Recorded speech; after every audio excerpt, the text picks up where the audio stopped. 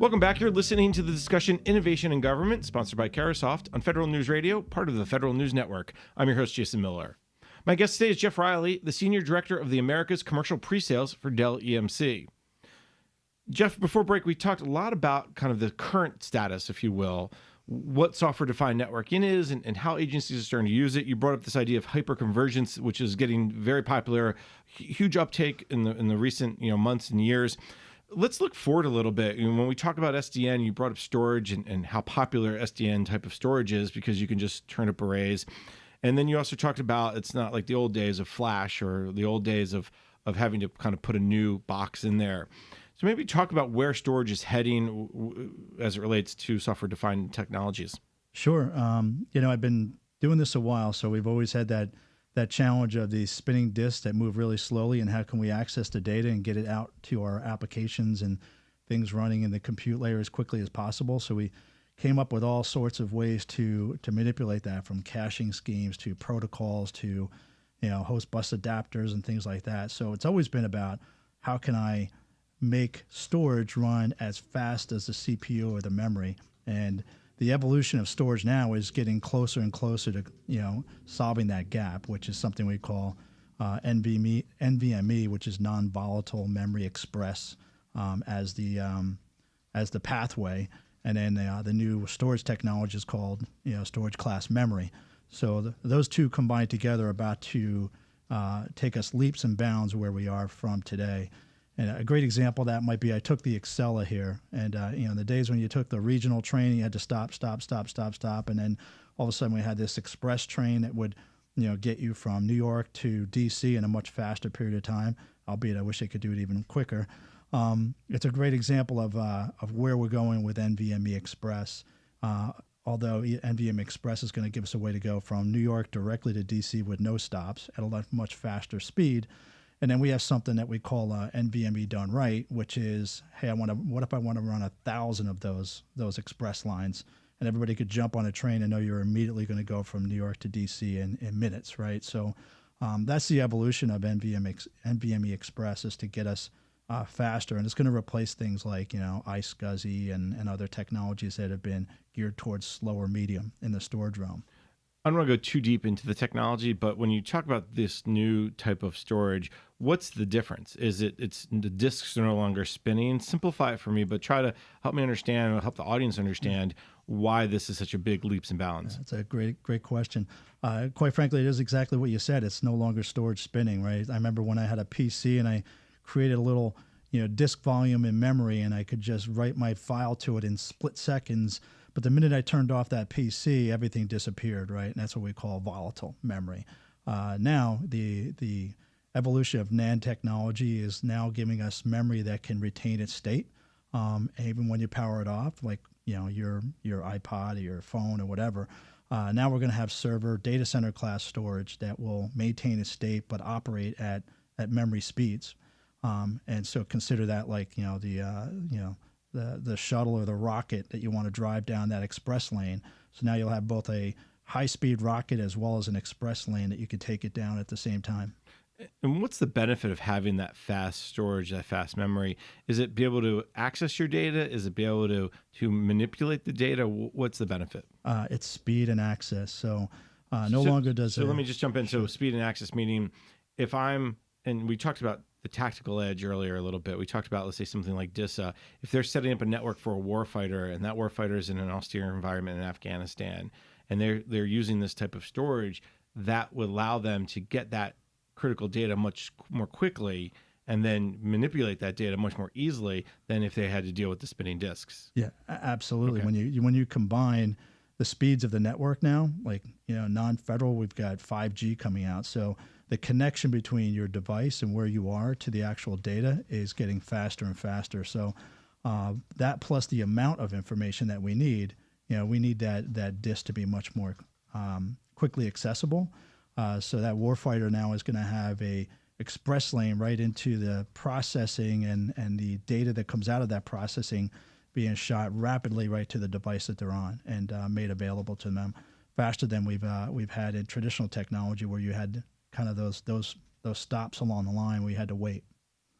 I think that's a great point, because when the whole goal, and we hear this a lot from the Defense Department, but I think you hear it with law enforcement, you hear it with Homeland Security, you hear it with almost every agency. If they can help the mission owners get their mission done more quickly by getting them access to the technology. First it was give them an iPad or some kind of tablet, right?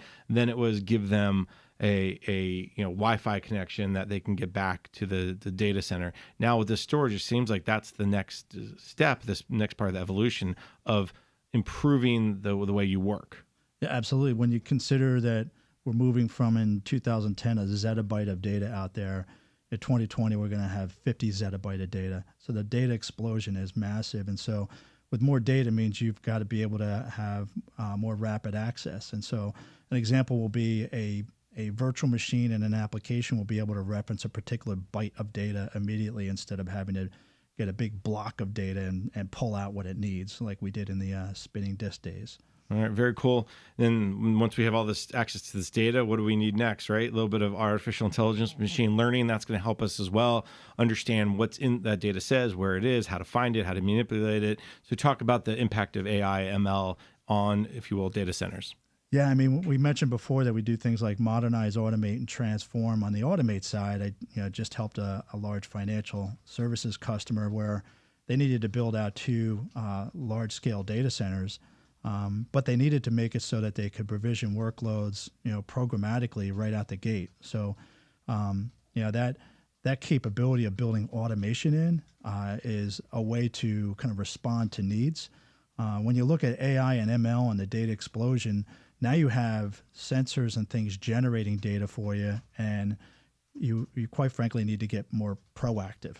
And so, that's the side of using AI and machine learning so that we now can do the analytics on the data. A great example of is Facebook, right? With face recognition.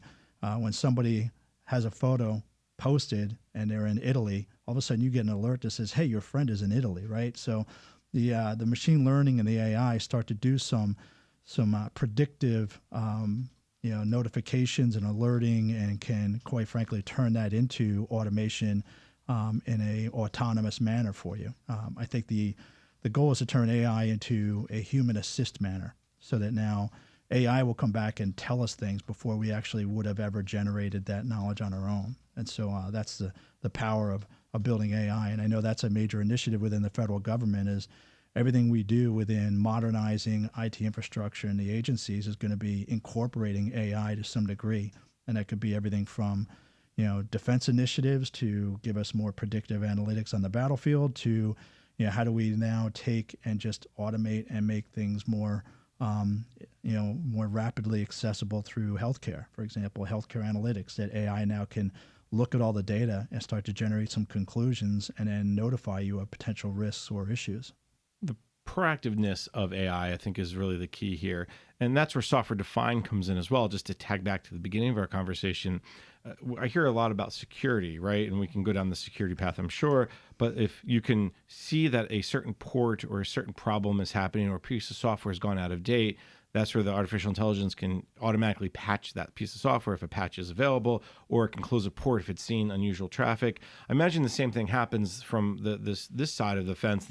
I know security is important to Dell EMC, but the mission side of the fence, if they're saying, hey, based on this set of actions you've done, you probably want this next set of data, I'll start accessing it now. So when you ask for it, you'll get it more quickly. I know I'm probably simplifying it, but that's the big benefit of where AI and SDN can all work together. Yeah, I mean, we've kind of learned that the old adage of using security from a perimeter defense really doesn't work. There's always going to be ways to intrude and get into the environment. So now it's more about using AI to say, how can I react or prevent once those intrusions happen, when somebody's in my data center or in my application or in my environment. I need to catch them and block them as quickly as possible. And so AI comes in to start to catch those changes or policy violations or quite frankly see behaviors that maybe want us to make some reactions before human intervention slows us down.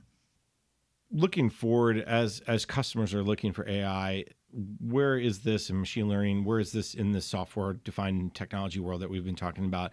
Is it just starting to show up, or has it been there and we've called it, AI is the latest buzzword, but it's been there, but under some other moniker. No, I think AI is an evolution out of things that we've been able to do for quite some time in the vector graphic and analyzing data from a GPU perspective. So those capabilities have been evolving in imaging and in voice recognition. I love my Google or my Alexa voice response now sounds so natural, right? That's part of an example of how AI and machine learning has really evolved to deliver new types of services. So, but I think what's happening now is when you look at software defined, I like to call it infrastructure awareness, in that software defined is now knowledgeable of the underlying layer of hardware that you put in place, whether it's NVMe or not. And that software defined gives you the tool sets for AI to utilize and manipulate. We used to call those like APIs, for example. So the AI would be able to now call out to the software defined capabilities that are automating the underlying infrastructure and really tie it all together so that you can start to change your environment, based upon conditions or needs on the fly. Jeff, this has been a fascinating conversation, and we're just about out of time. Before I let you go, there's one last piece of this, and you brought up this idea of APIs, application program interfaces, and you hear that a lot associated with this other piece that's been emerging that's going to have a big impact on the software-defined world, which is this idea of DevOps or DevSecOps is now the popular term. Maybe talk as well about how the developer-ready infrastructure, I think is a term you guys are using, how SDN creates that infrastructure, that type of infrastructure for agencies and other organizations to take advantage of. Yeah, so we're seeing the evolution of developers needing to move more rapidly as new services need to get brought out to market. You look at Amazon, they release something like, dozens and dozens of releases per day.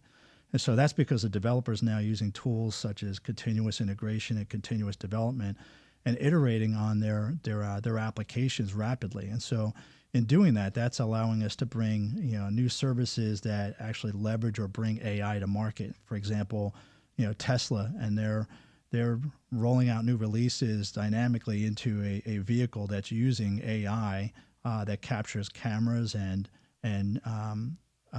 geographical data, mapping data, and pulling all that together to make decisions on autonomous car driving, for example. So that's an example of developers working more rapidly to release application cycles that then leverage things like AI and leverage software defined inside of a physical vehicle to be able to bring a new service or capability to market. That's happening in the data center as well. So we see things like Kubernetes and containers, which really take everything from the application and the libraries and needs and makes them portable anywhere you need them to go, whether it be in the cloud or whether you want to run it on-prem. You no longer have to develop for an operating system or a VM and put that VM where you need it to run and do that manual provisioning. Now you can actually just write it and have within these containerized environments, have it deployed where you need it to be deployed. Is there concern, however, that if I write it in the wrong language, or is that taken care of either through the integration piece, the APIs, or if I'm writing for the VMware stack you talk to, I know what language to use? And maybe that's a simplistic question. Yeah, and that's probably getting to a space where a developer would best answer, but I think what you're finding is that is part of what the Kubernetes philosophy is. Hey, I don't need to worry about hardware anymore. I just provision my container and my application. It takes care of all of the underlying services that it needs, and that could be running on top of Linux, virtual machines, Windows, whatever. And it's portable. All right. Well, next time we'll have a developer come in with you, and they can talk to us. Mm-hmm. Unfortunately, though, we are out of time for today. So let me thank my guest, Jeff Riley, the Senior Director of the Americas Commercial Presales for Dell EMC. Jeff, thank you so much for taking the time today. Thank you. You've been listening to the discussion Innovation in Government, sponsored by Carahsoft on Federal News Radio, part of the Federal News Network. For more on this discussion, visit federalnewsnetwork.com and search innovation.